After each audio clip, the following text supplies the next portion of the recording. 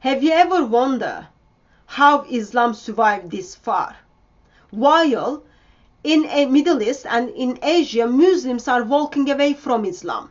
They are changing their religion, and some of them are becoming Christian, some of them are simply atheist. But how this religion survived this far? And that is what Shaykh al-Qaradawi rahimahullah said, that had we not had that punishment of apostasy, the community would have been destroyed, because you have a lot of pressure, under pressure to leave Islam. You're being colonized. You're subject to non-Muslim tyrannical rule.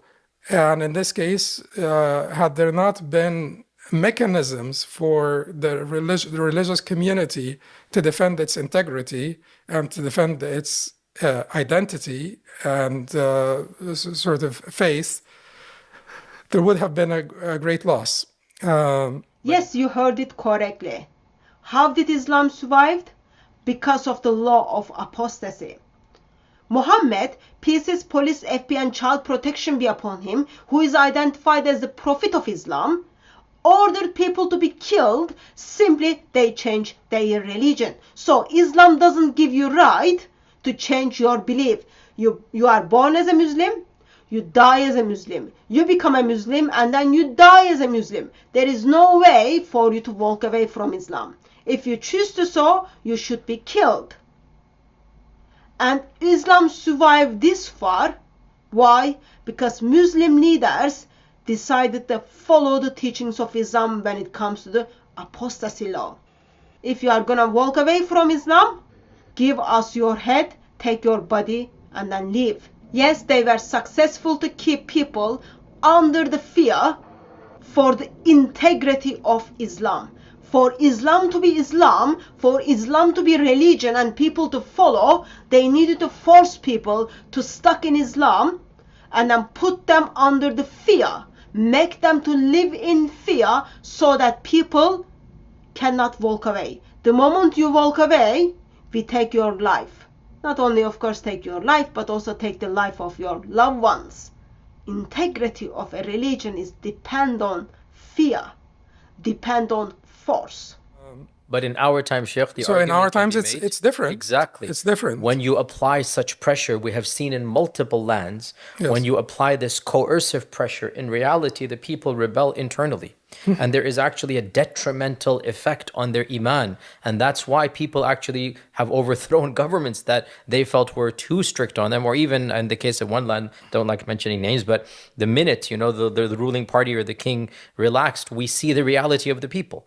And all of that strictness was just completely shallow, to the point of one wonders what level of iman they had. So to be clear, therefore, and because, as you know, I get especially a lot of pushback in this regard, to rethink through the modern applications of these laws, not only is it not a rejection of the Sharia, it actually might be the wiser course of action for a person who wants to apply the Sharia in the long term. Of course, Yasir Qadhi brings up his concerns. When you keep people with fear in Islam, when you make people to live like a Muslim by force, the moment you give them relaxation, they will choose to not practice Islam. They choose to walk away from Islam. And that's a concern for Muslims. Islam is an ideology that people are stuck in it simply because of the fear and the force. Once a Muslim tasted little bit freedom, they want more freedom, and then they can see Islam is not there to give you freedom. Islam is not there to give you value and integrity. They choose the freedom instead of fear. And of course, no one needs to be Einstein. Which country Yasir Qadhi is talking about? The country's ruler, king, when he relaxed a little bit of the teachings of Islam, when he relaxed the Sharia, what happened? You meet with people from that part of the world and you don't even know if they were Muslim ever. Why? Under the force, people are forced to practice what the rulers said.